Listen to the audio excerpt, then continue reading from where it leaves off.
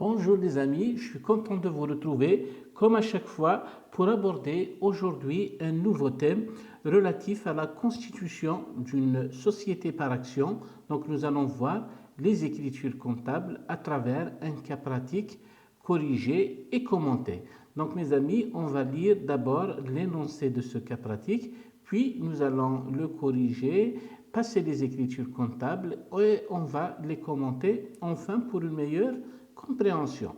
Donc, énoncé, on vous dit le 2 janvier 2019 est créée la SPA Oméga constituée entre 7 actionnaires. Comme vous le savez les amis, c'est le nombre minimum d'actionnaires qu'il faut réunir pour créer une SPA. Donc c'est 7.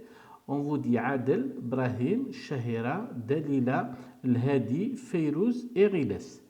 Les 6 premiers actionnaires s'engagent à apporter 1 million de dinars chacun, donc 1 million fois 6, ça nous donne 6 millions.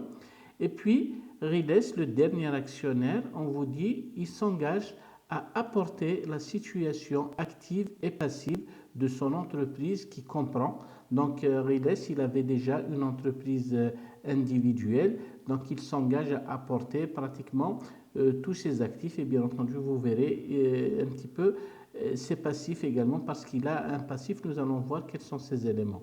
Donc il a un terrain dans son bilan pour 3 millions de dinars, il a une construction, c'est-à-dire un bâtiment pour 2 millions, du matériel et outillage pour 1 million 500 000, des stocks de marchandises pour 1 million de dinars, des créances sur les clients pour 1 million 200 et enfin un emprunt bancaire 4 millions 700, d'accord? 4 millions 700 000, c'est-à-dire c'était un emprunt bancaire qu'il avait à son nom, mais bien entendu ici, il va le translater à la SPA. Donc il apporte l'actif et le passif.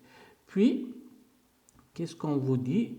Les apports en nature sont réalisés immédiatement, d'accord? C'est une obligation, les amis. Nous allons voir maintenant la référence par rapport au code de commerce. Sont réalisés immédiatement à la création. Vous ne pouvez pas retarder, bien sûr, la réalisation de ces apports. Par contre, des apports en numéraire, ils sont libérés seulement de un quart, c'est-à-dire 25% à la création, et le reste le 30 juin 2019, c'est-à-dire on va dire 6 mois plus tard, suite à l'appel du capital par le conseil d'administration, le CA, du 24 juin 2019. Donc, mes amis, depuis décembre 2015, cette mesure est également valable pour les SARL, bien entendu, et les EURL, d'accord?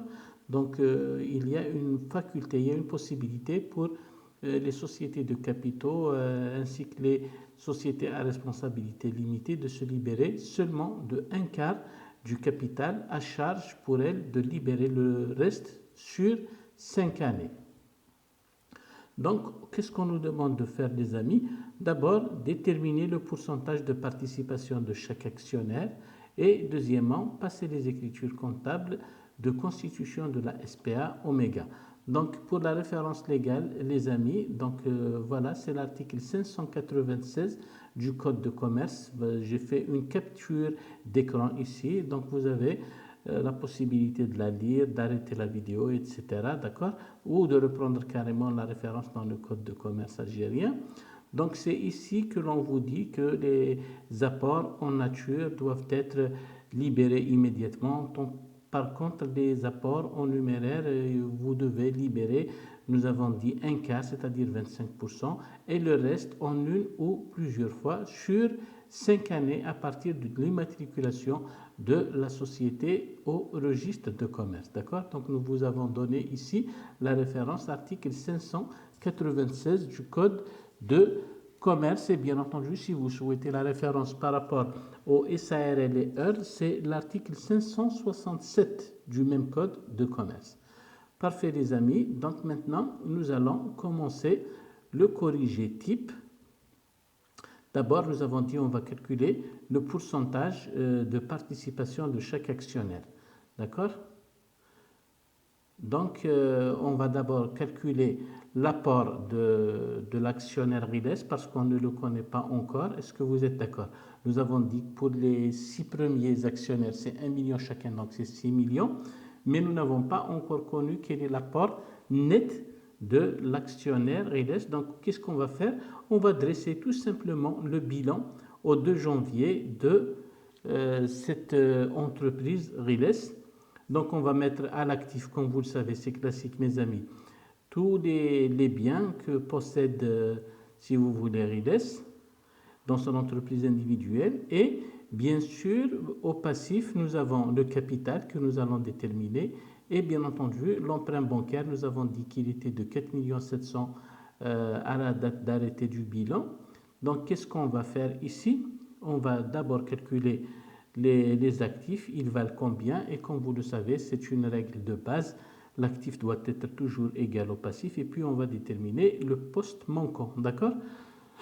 Donc ici, le terrain, les constructions, le matériel, les stocks, ainsi que les créances font un total de 8 700 000. D'accord? Tous ces postes sont connus, on vous les a communiqués. Et puis l'emprunt bancaire également, on vous l'a communiqué pour 4 700 000. Donc il nous reste un seul poste, les amis. Donc c'est le poste capital que vous pouvez déduire facilement. Donc 8 700 000 ici, d'accord, à l'actif et au passif. Moins l'emprunt bancaire, donc forcément le reste c'est un capital 8 700 000 les amis, moins 4 700 000, forcément on va retrouver ici, on va mettre en noir, on va changer de couleur, donc c'est 4 millions de dinars. Donc à partir de là, c'est bien facile. L'apport de l'actionnaire Riles est donc de 4 millions de dinars.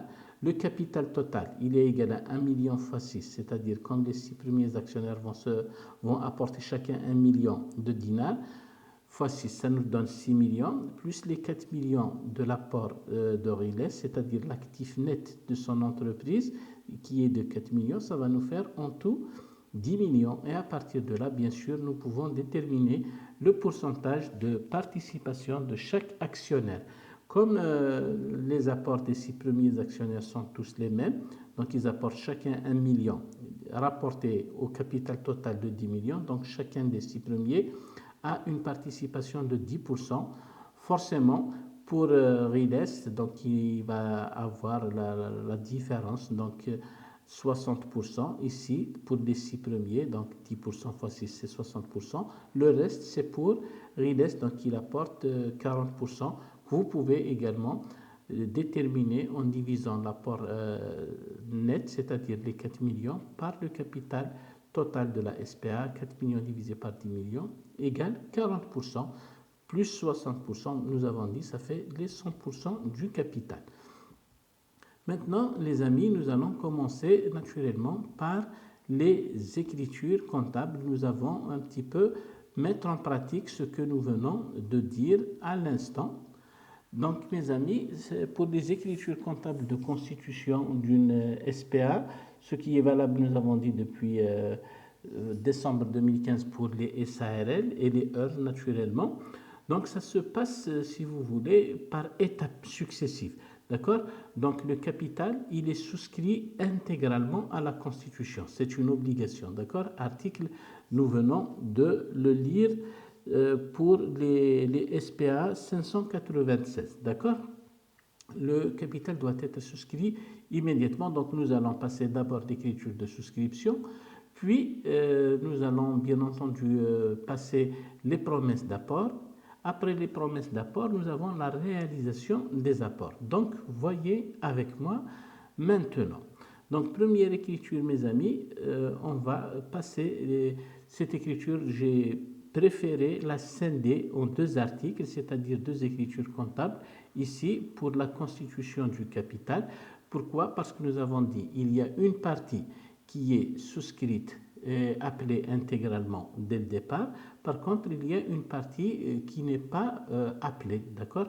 Donc, nous avons dit à la création, pour le numéraire, on apporte 1/4 et les 3/4, ils seront appelés ultérieurement et nous avons donné la date, ça a été rappelé le 24, c'est-à-dire ça a été appelé le 24 juin et libéré complètement le 30 juin. Maintenant, voyons pour le capital souscrit appelé, d'accord?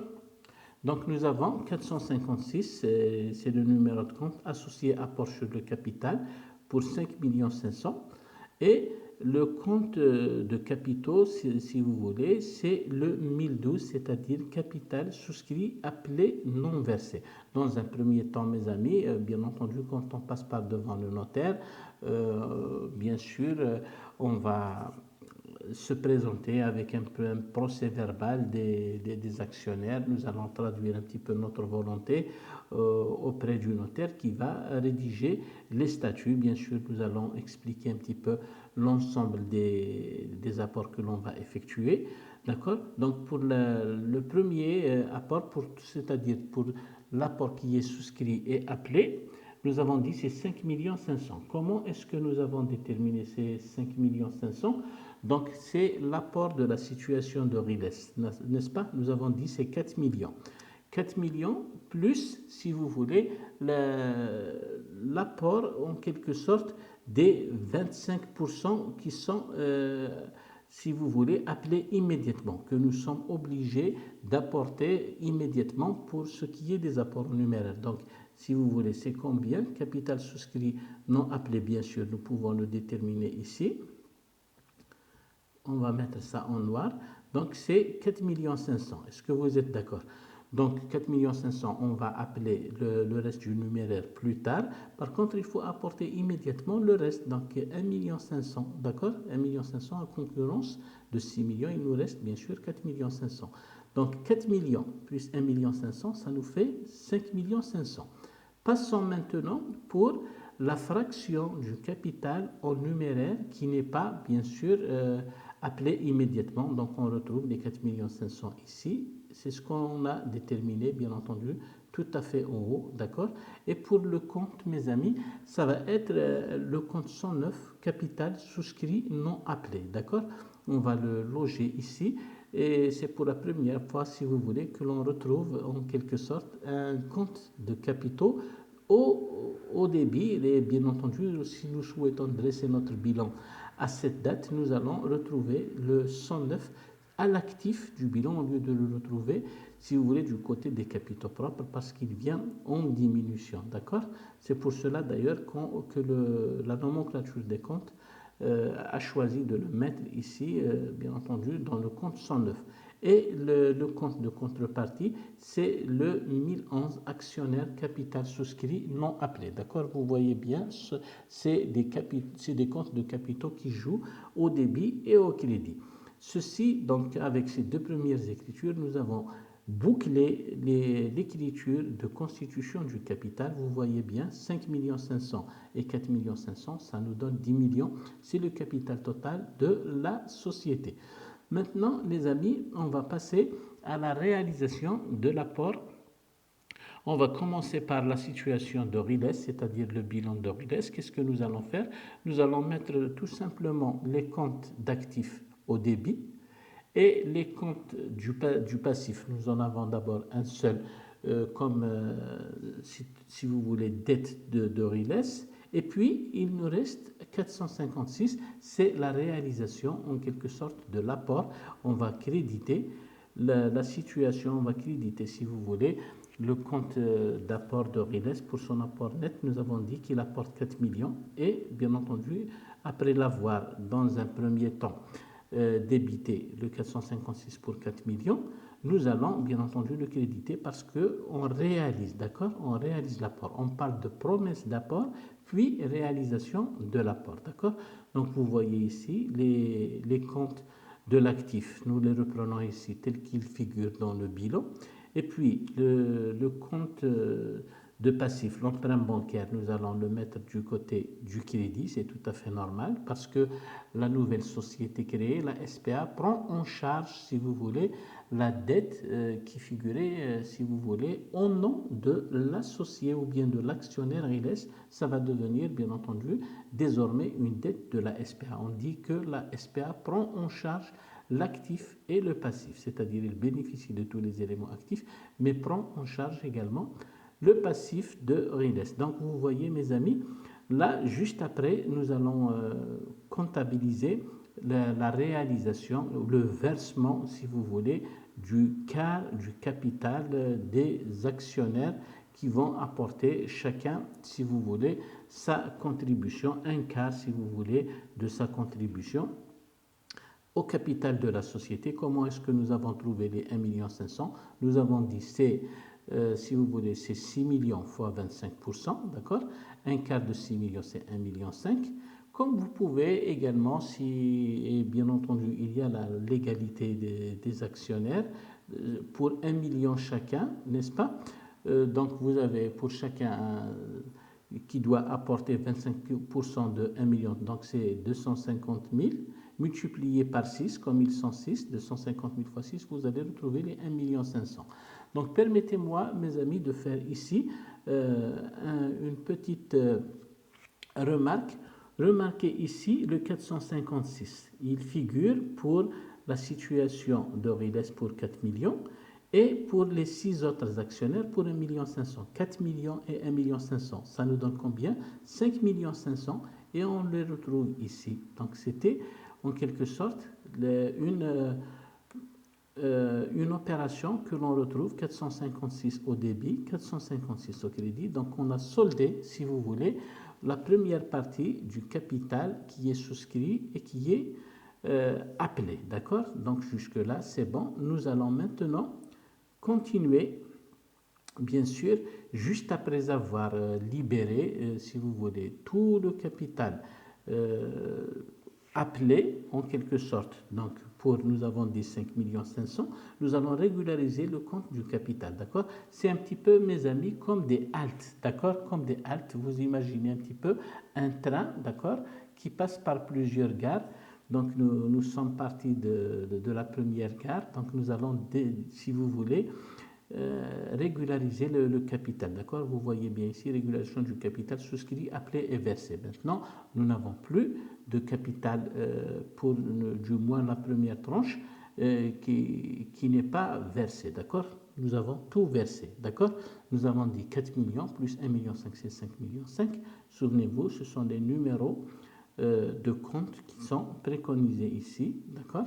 Donc, bien sûr, mes amis, juste une remarque, pour le 1012 et le 1013, ils ne sont pas, si vous voulez, cités explicitement dans la nomenclature des comptes, mais vous pouvez, si vous voulez, vous référer par exemple à d'autres nomenclatures ou vous pouvez les créer tout simplement comme vous le souhaitez vous-même, d'accord?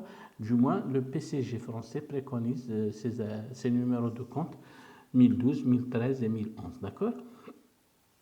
Maintenant, mes amis, nous allons passer à l'appel de la fraction restante du capital. Nous avons dit que le conseil d'administration s'est réuni le 24 juin et a appelé les actionnaires qui ne se sont pas libérés de l'ensemble de leur capital, bien entendu, à verser les sommes restantes. Donc sur les 6 millions, les 6 premiers actionnaires ont libéré 1,5 million.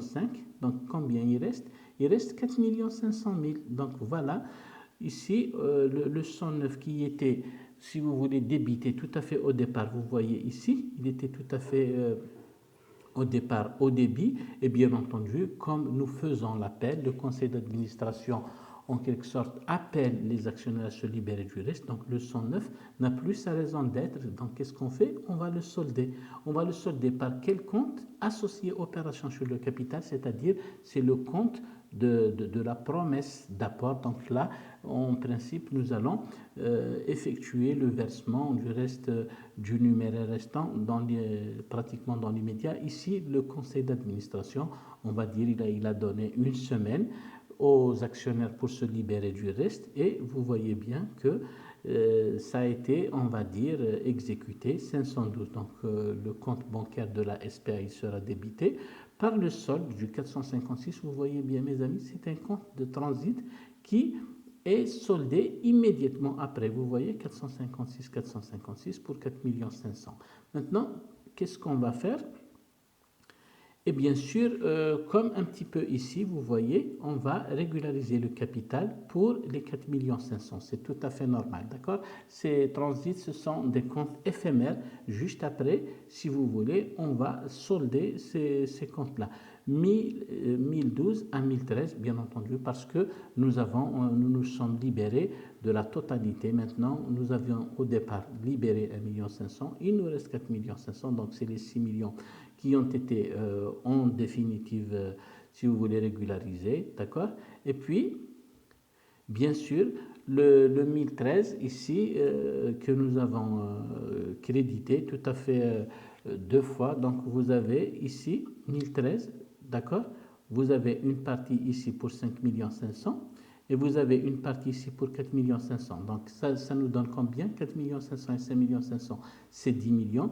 Et à la fin, bien sûr, on va régulariser, on va solder le 1013 de sorte à ce qu'il ne nous reste pratiquement que le 101 capital social, d'accord, 10 millions du côté du débit, 10 millions du côté du crédit, et nous avons ainsi bouclé toutes les écritures de constitution de notre SPA.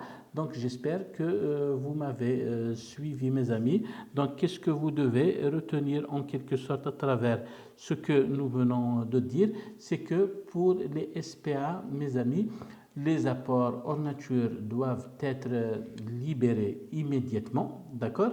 Tandis que pour des apports en numéraire, les actionnaires seront obligés de se libérer d'au moins 25% et le reste sur 5 ans. Donc vous voyez bien ici que nous avons, pour des raisons de simplification, adopté une période plus courte. Donc dans le CA, on a supposé qu'il a appelé les actionnaires 6 mois après pour se libérer du reste, donc soit les 75% des apports en numéraire restants.